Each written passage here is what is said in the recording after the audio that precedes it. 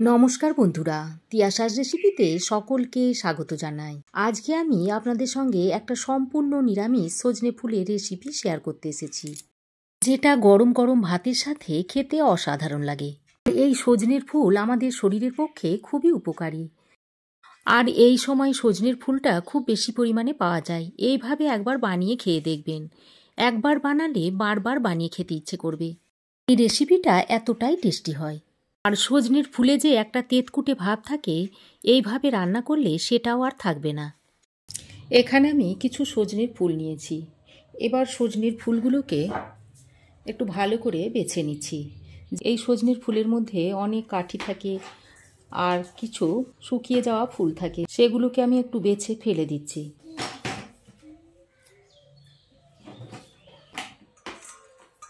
যে শুকনো ফুলগুলো ছিল আর ছোট ছোট পাতা আর কাঠি ছিল, সেগুলোকে বেছে আমি ফেলে দিয়েছি, দিয়ে পরিষ্কার করে নিয়েছি। এবার আমি একটা বড় পাত্রে বেশ কিছুটা জল নিয়েছি। এবার এই জলের মধ্যে সজনের ফুলগুলো দিয়ে দিচ্ছি। দিয়ে এইভাবে জলের মধ্যে হাতের সাহায্যে ডুবিয়ে দিচ্ছি। এইভাবে ভালো করে একটু সজনের ফুলগুলোকে ধুয়ে নিতে হবে। ভালো করে ধুয়ে আমি ফুলগুলোকে ছেঁকে তুলে নিচ্ছি।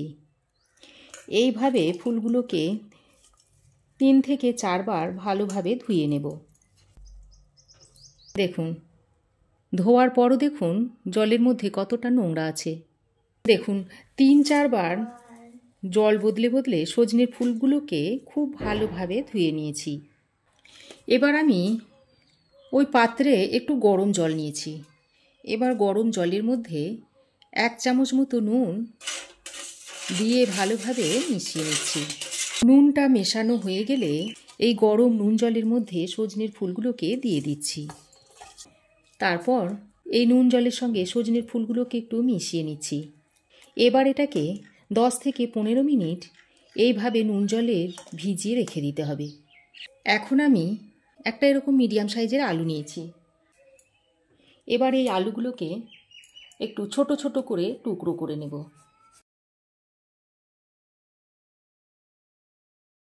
আলুগুলো যত ছোট ছোট করে কাটবেন, রান্নাটা করতে তত সুবিধা হবে। এবার এইভাবে একটু চৌকো করে করে কেটে নিচ্ছি। দেখুন আলুগুলোকে ঠিক এরকম ছোট ছোট টুকরো করে কেটে নিয়েছি। এবার আলুটা এক সাইডে সরিয়ে রেখে এখানে আমি একটা বেগুন নিয়েছি। বেগুনটা বেশ বড় সাইজের, তাই আমি এর অর্ধেক অংশ নিয়ে নেব। দেখুন অর্ধেকটা বেগুন আমি নিয়ে নিয়েছি। এবার এই বেগুনটাকেও ওই আলুর মতোই ছোট ছোট টুকরো করে নেব।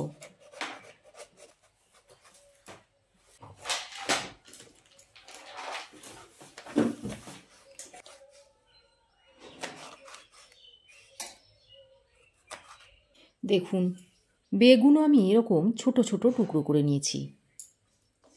এখন কেটে নেওয়া আলু আর বেগুনটাকে আমি একটা পাত্রে তুলে নিচ্ছি।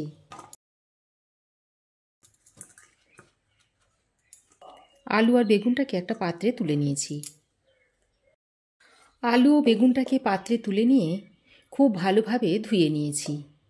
আলু বেগুনটাকে আমি একসঙ্গে করেই ধুয়ে নিয়েছি। এবার কড়াই গরম করে দিয়ে দিচ্ছি 1 চামচ মতো সর্ষের তেল। এবার এই তেলের মধ্যে দিয়ে দিচ্ছি 2টো শুকনো লঙ্কা। শুকনো লঙ্কা দুটো আমি একটু ফাটিয়ে দিয়েছি, তা না হলে ছিটকে আসতে পারে। তারপর দিয়ে দিচ্ছি 1/2 চামচ মতো 5 ফোড়ন। এবার 5 ফোড়ন আর শুকনো লঙ্কাটা দিয়ে কয়েক সেকেন্ড ভেজে নিচ্ছি। ফোড়ন কয়েক সেকেন্ড ভেজে নিয়ে এর মধ্যে কেটে রাখা আলু ও বেগুনটা দিয়ে দিচ্ছি। আলু ও বেগুনটা দিয়ে ফোড়নের সঙ্গে একটু ভালোভাবে মিশিয়ে নিচ্ছি। আলু ও বেগুন ফোড়নের সঙ্গে ভালোভাবে মেশানো হয়ে গেলে এর মধ্যে দিয়ে দিচ্ছি পরিমাণ মতো নুন আর অল্প একটু হলুদের গুঁড়ো দিয়ে দিচ্ছি। এবার নুন আর হলুদের গুঁড়োটা দিয়ে আলু ও বেগুনের সঙ্গে ভালোভাবে মিশিয়ে নিচ্ছি। আলু ও বেগুন ফোড়নের সঙ্গে ভালোভাবে মেশানো হয়ে গেলে এবার ঢাকা দিয়ে গ্যাসের ফ্লেমটা লোতে করে 2 থেকে 3 মিনিট এইভাবে রান্না করে নেব। এদিকে দেখুন গরম জলে সজনের ফুলটা 10 মিনিট মতো ভিজিয়ে রেখে দিয়েছিলাম। এবার এই গরম জল থেকে সজনের ফুলগুলোকে তুলে নিচ্ছি। দেখুন, সজনের ফুলের মধ্যে যে নোংরা ময়লা মাটি ছিল আর যা পোকামাকড় ছিল সব বেরিয়ে গেছে। সজনের ফুলটা গরম জল থেকে তুলে আবারও বেশ ভালো করে একবার ধুয়ে নিয়েছি। মিডিয়াম ফ্লেমে ঢাকা দিয়ে বেগুন আর আলুটাকে দেখুন ভালো করে একটু রান্না করে নিয়েছি। এর ফলে দেখুন বেগুন ও আলু বেশ খানিকটা নরম হয়ে এসেছে, প্রায় মোটামুটি সেদ্ধ হয়ে গেছে। এখন আমি এই ধুয়ে রাখা সজনের ফুলগুলো এর মধ্যে দিয়ে দিচ্ছি। সজনের ফুলগুলো দিয়ে আলু ও বেগুনের সঙ্গে আরও একবার ভালোভাবে মিশিয়ে নিচ্ছি। আমি এখানে আলু ও বেগুন দিয়ে ফুলটা রান্না করে নিচ্ছি, তবে এর মধ্যে আপনারা শিম, কুমড়ো আরও আপনাদের পছন্দ মতো সবজি দিয়ে নিতে পারেন। দেখুন কিছুক্ষণ নাড়াচাড়া করে এবার এর মধ্যে 1 চামচ মতো সর্ষে ও পোস্ত বাটা দিয়ে দিচ্ছি। এখন সর্ষে ও পোস্ত বাটাটা দিয়ে সজনে ফুলের সঙ্গে ভালোভাবে মিশিয়ে নিচ্ছি। আর এ সময় রান্নাটা আপনারা মিডিয়াম টু লো ফ্লেমে করে নেবেন। সর্ষে ও পোস্ত বাটাটা দিয়ে সজনে ফুলের সঙ্গে আবারও ভালোভাবে মিশিয়ে নিয়ে আবারও আমি ঢাকা দিয়ে 2 থেকে 3 মিনিট রান্না করে নিচ্ছি। ঢাকা দিয়ে আরও 2-3 মিনিট রান্না করে নেওয়ার পর ঢাকাটা খুলে নিয়েছি। তারপর আবারও একবার ভালোভাবে মিশিয়ে নিচ্ছি। আর দেখুন সজনের ফুল রান্না হতে কিন্তু খুব বেশি সময় লাগে না, অল্প সময়ের মধ্যে রান্না হয়ে যায়। সজনের ফুলগুলো প্রায় মোটামুটি সেদ্ধ হয়ে গেছে, আর আলু বেগুন তো ভালোভাবে সেদ্ধ হয়ে গেছে। এবার আরও খানিকক্ষণ এইভাবে মিশিয়ে নিতে হবে। ঢাকা দিয়ে রান্না করার ফলে বেগুন আর সজনের ফুল গলে গেছে, আর তাই আলুগুলোকে এইভাবে একটু ম্যাশ করে নিচ্ছি। এইভাবে ম্যাশ করে দিলে সজনে ফুলের চচ্চড়িটা খেতে বেশ ভালো লাগবে। দেখুন সমস্ত সবজি ভালোভাবে সেদ্ধ হয়ে গেছে। সজনে ফুলের মধ্যে একটু তেতো ভাব থাকে, তাই সেই তেতো ভাবটা কাটানোর জন্য এখানে আমি অল্প একটু চিনি দিয়ে দিচ্ছি।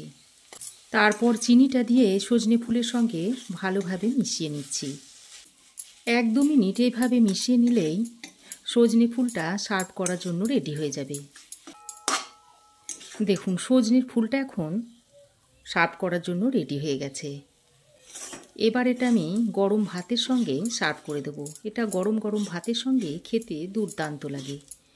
তো বন্ধুরা একবার এইভাবে সজনে ফুলটা রান্না করে খেয়ে দেখবেন, আশা করছি আপনাদেরও ভালো লাগবে।